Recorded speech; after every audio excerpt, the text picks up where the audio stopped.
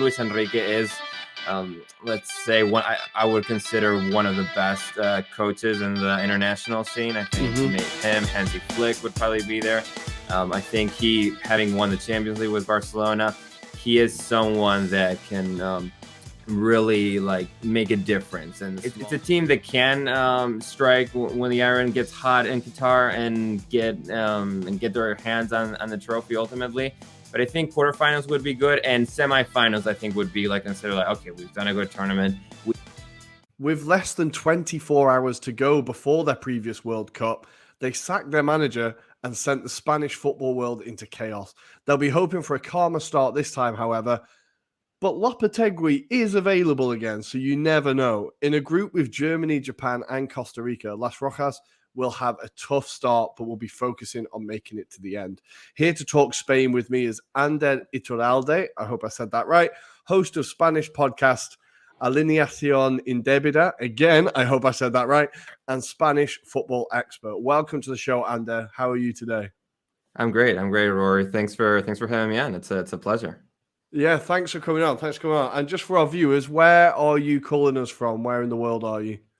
Northern Spain, the Basque country. That's where I'm calling from. A lot of Basque players. Well, at least a few of them will probably be in the Spain squad at the World Cup. So, that's where I'm hailing from right now. Nice. It's a beautiful part of the world. Is it raining? When I was there, it rains every day.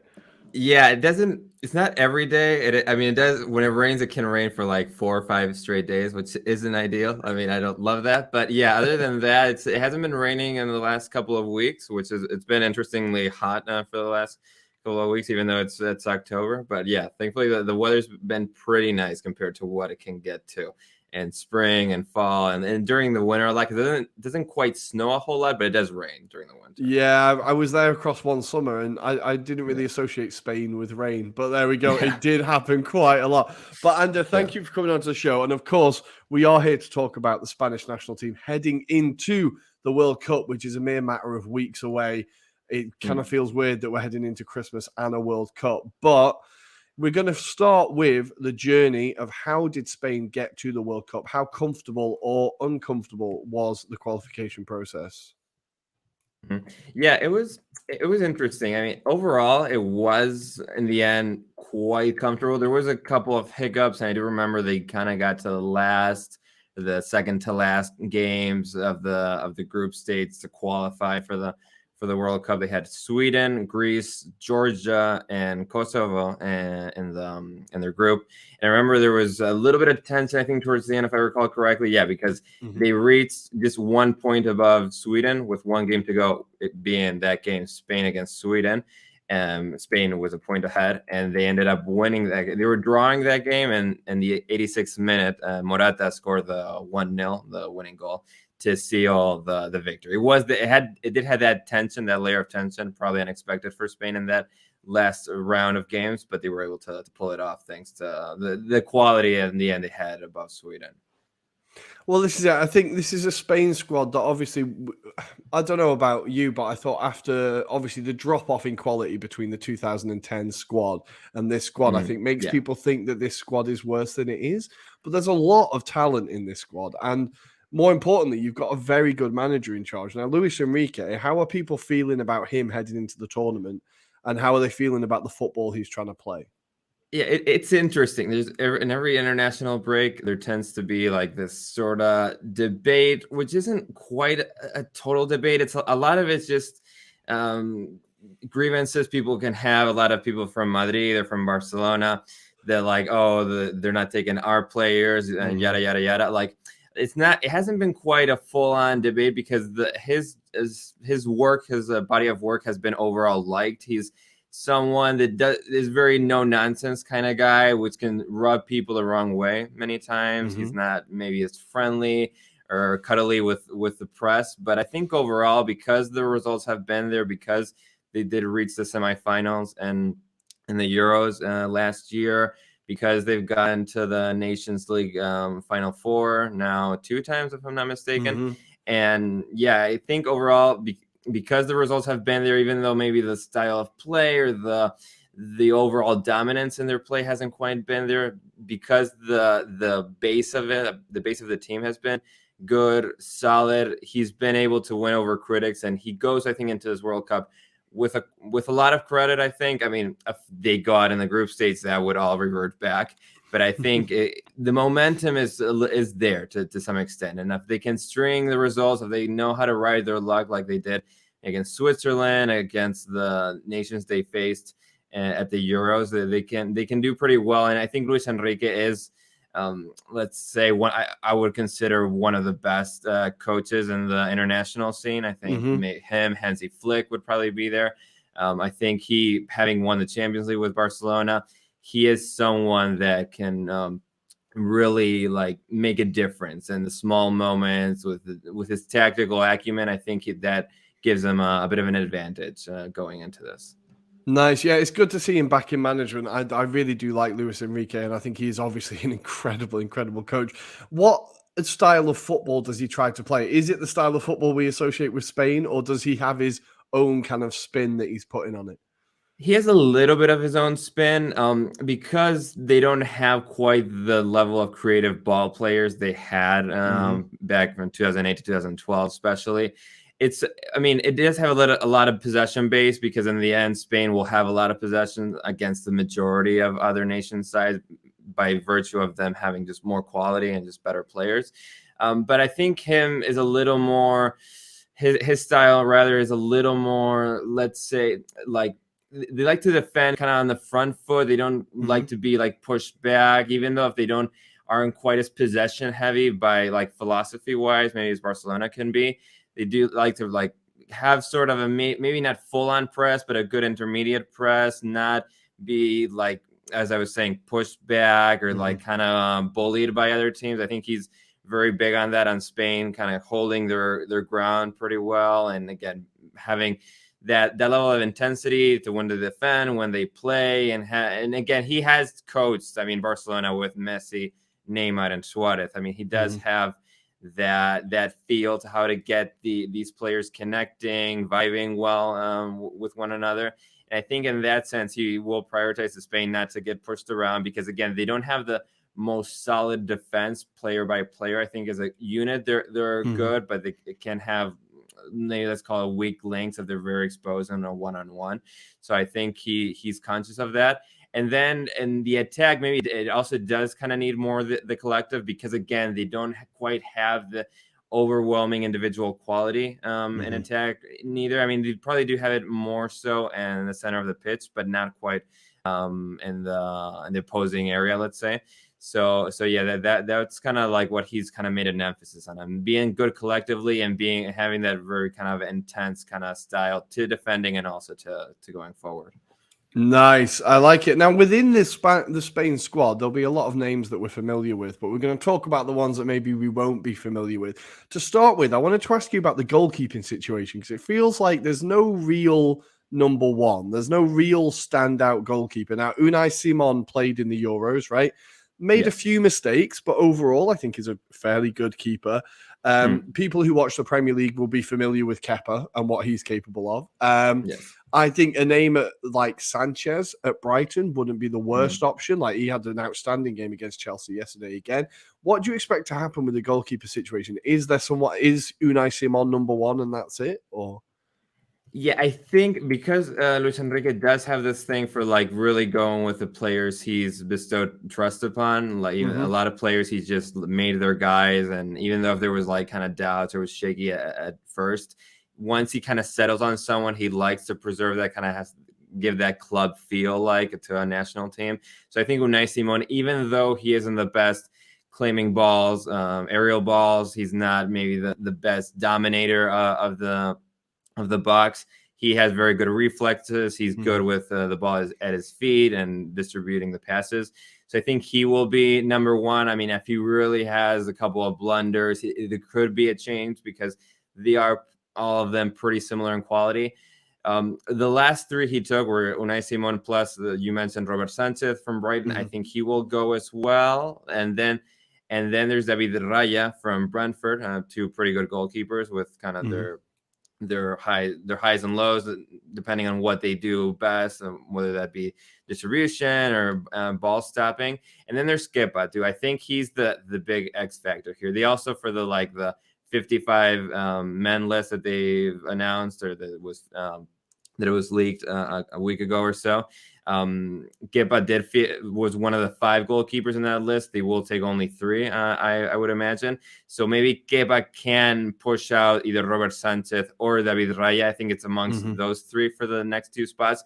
But I would bet my money on Unai Simon remaining the number 1. Again, Kepa has been doing quite well at Chelsea in the last few weeks. The same kind of can go for Robert Sanchez and David Raya.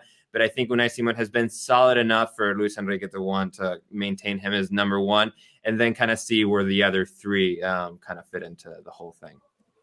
Nice. So where else on the pitch could we see players that might surprise us, or players that we might not be familiar with if we don't watch much La Liga football? Probably the attack, the striking positions, the wingers. I think that's where there's more variance. The middle of the park is more or less settled. There could be some surprise name included in the end, but you do have more like Busquets and Pedri, who is still 19 years old but already has 14 caps. Gavi similarly has 12, being 18. And there's more names that have been a little bit around for a little bit longer. And the attack is where I think it could be more interesting. And there's a couple of names that are in the preliminary 55 men list who could end up making it, but it's unlikely. Mikel Oyarzabal from Real Sociedad and Gerard Moreno from Villarreal.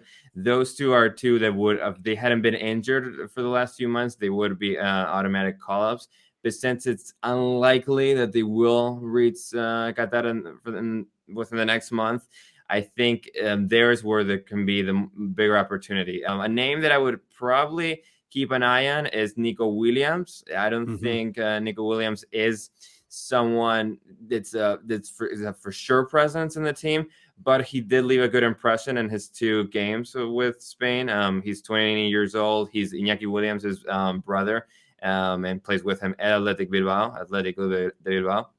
And I think he could be one of those names that isn't hardly known about, that could really that could really leave a mark for Spain at the World Cup. Ansu Fati, kind of like Oyarzabal and Gerard Moreno, is one of those unknowns because differently from the other 2, Ansu Fati has been playing, but kind of off and on. And because he's had a lot of injury problems, it's not quite for sure that he's going to be there. So I think Nico Williams is someone that really gives them an edge going forward, that kind of has that dribbling ability that can really kind of destabilize opposing defenses. So I think in that sense, he could be a name that could go there, because Alvaro Morata is for sure going to go as one of the more recognizable names in the attacking front. And then it's kind of up for grabs, the other spots, because you have Nico Williams, you have Borja Iglesias that went for the last call-up, has only 1 cap. He could be one that goes in the end because of Gerard Moreno and Oyarzabal if they can make it in the end. So those are some names. That's where there can be more variance, I would say, heading into the tournament. Very nice. I'm also hoping that maybe we'll see Jeremy Pino, because I play Football Manager and I know that he's very, very, very good and he's very exciting. So I'm hoping I'll get to see a bit more of him as well. But before we go to your predictions ahead of the tournament, what do you think would be considered a successful tournament by the Spanish media or in Spain? What are people kind of expecting? It's kind of hard to tell because Spain does have a long history before winning the World Cup Euros 2008 to 2012. There was always this thing that they could never get beyond the quarterfinals. They would always lose in the quarterfinals. So I think that's kind of been forgotten in many ways after they won all that and then kind of got eliminated in Brazil in the group stage and in the last 16 in Russia. So I think after doing well at the Euros, reaching the semifinals, doing well in Nations League, I think a moderate success, an okay performance, something widely accepted would be the quarterfinals. I think it's not. It's a team that can strike when the iron gets hot in Qatar and get their hands on the trophy ultimately. But I think quarterfinals would be good, and semifinals I think would be like considered like, okay, we've done a good tournament. We didn't have enough quality to edge out the opponents, the last 4 opponents to get to the final, win it. I think semifinals would be considered a solid success, and the quarterfinals would still be an okay performance. Everyone I think would be happy enough if they go out like giving a good image, projecting like a decent performance. I think that that would make the general public content enough with Spain. Nice, because as I said, it's quite a difficult group that you find yourself in with Germany, Yes. Japan, and Costa Rica. That is a rough start to the tournament. There's no easy games there, right? No, not really. I mean, Costa Rica is a little bit, quote unquote, past their prime. They're not in like 2014 where they unexpectedly reached the quarterfinals, and Brazil. So they haven't really had a new generation. Kind of by opportunity, they were able to get into the World Cup and this last one through the various elimination stages, qualification stages rather, to the World Cup. I don't think Costa Rica will be that much of a factor beyond them having Keylor Navas and goal. Like, I think them will just not have enough left, but they could always still be a surprise. And then there's Japan and Germany. Japan is always an interesting team. Like, they've always lacked that last cutting edge, that little last hit to be able to be a team that's really a contender. And in 2018, they got really close to it, going 2-0 up against Belgium, but in the end, losing 3-2 to Belgium. So they will be an interesting team that can cause problems when Spain aren't on their game facing Japan.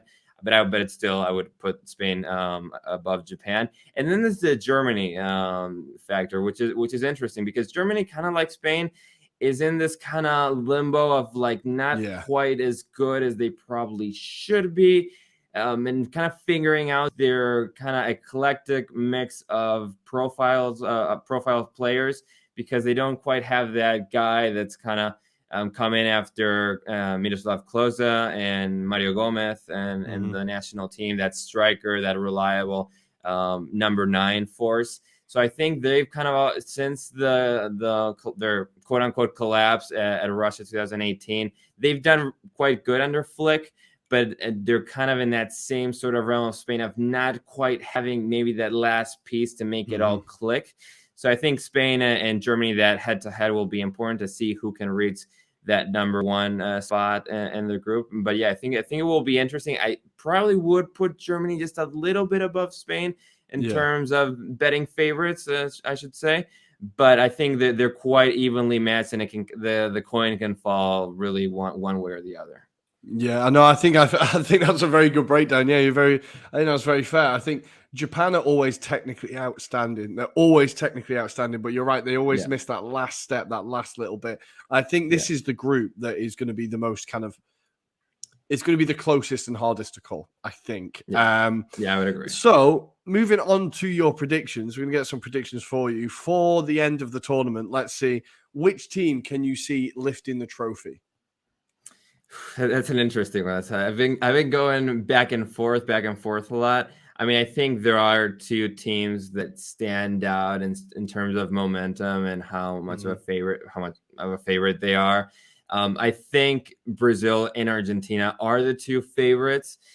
It's one of those things because it's maybe kind of harder to gauge than club teams, because again, it can depend a lot on momentum, and they're pretty evenly matched, and it's not this like week to week kind of like reinforcement of what you'll know and understand about the teams.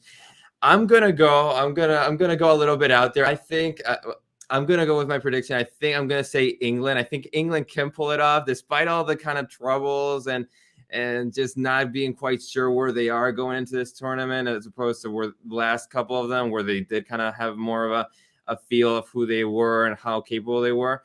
I think England's going to be a surprise, because I think how they're heading into this tournament, it would be a little bit of a surprise for them to pull it off to that extent. But I'm gonna go out there with my prediction and say England wins against Brazil. I really, really hope you're right, Ander. And for the viewers at home, I think I've jinxed it already, I have booked a flight home for the final weekend, just in case. Because I'm in Milan at the moment. I live in Milan, and I booked a flight just in case. So I hope you are right. Nice. Which player do you think will be the top scorer of the tournament? The top scorer of the tournament. That's interesting. I'm probably gonna. I mean, I could go Harry Kane. I'm pretty sure he ended up top scorer at the last World Cup. But because I think they're gonna be really good, and I think it's just gonna be a game of inches. And I would have to re-look at the whole bracket of who ends first and second and how that all plays out. So it might be tricky for it to be England, Brazil in the final. But even if it's just semifinals or the final for Brazil, I think Neymar. I think this is really going to be Neymar's tournament, despite of him winning or not.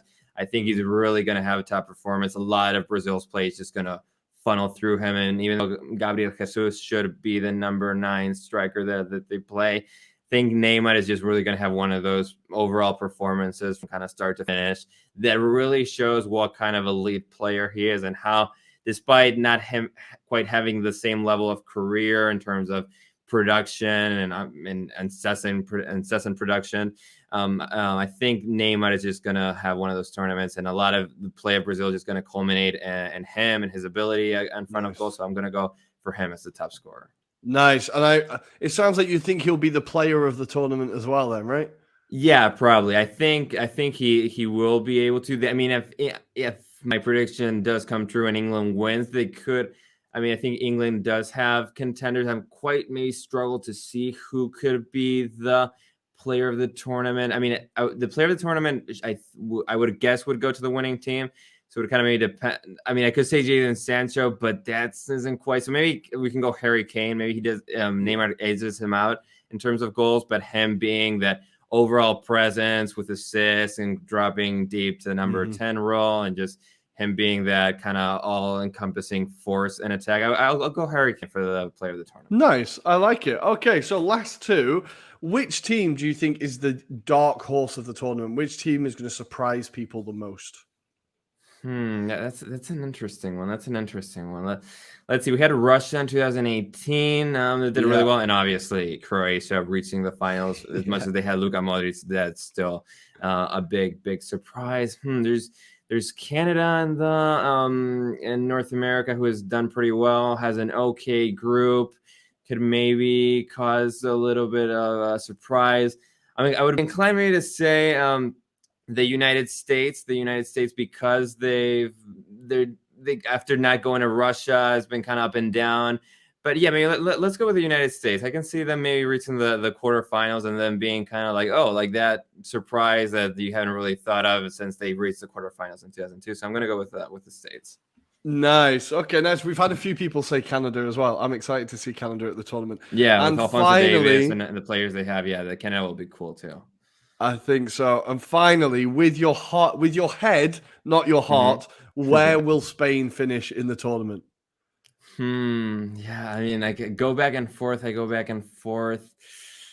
think in the end, it'll depend how the bracket plays out. Obviously, I think they will just not have quite enough, and I think it will be a quarter-final exit. A good performance, a good overall tournament for Spain, but not quite have that cutting edge in the end to get them into the semifinal or the final. So I'm gonna say with my head, quarterfinals for Spain. Very nice. Thank you, Andre. Thanks for coming on to the show. So for our viewers, if they want to keep up with your work, find you, where can they find you? You can find me on Twitter, where I do a lot of stuff in English and Spanish. I do have my Spanish-speaking podcast, which covers a lot of the Premier League. But yeah, for English speakers, at my Twitter on screen at Anders Hoffman. And yeah, I also have a Substack, ander.substack.com. I write in English a lot there about football. So yeah, those are the main places: Twitter at Anders Hoffman, Substack at ander.substack.com, and my podcast if they're inclined to listen to people speaking Spanish, Alineación Indebida, wherever you listen to podcasts, Spotify, Apple Podcasts, Google Podcasts, wherever that may be. We're all the places. So yeah, that's where they can find me. And on Twitter is where everything kind of funnels through. Nice. Good. Thank you again for coming on to the show. And viewers, please don't forget to hit like and subscribe to catch all the rest of our World Cup preview videos. We are aiming for a video for each of the 32 nations. You will be able to see if we achieved our goal. Fingers crossed we did. Anders, thanks again for coming on. Viewers, we will see you next time. Golazo!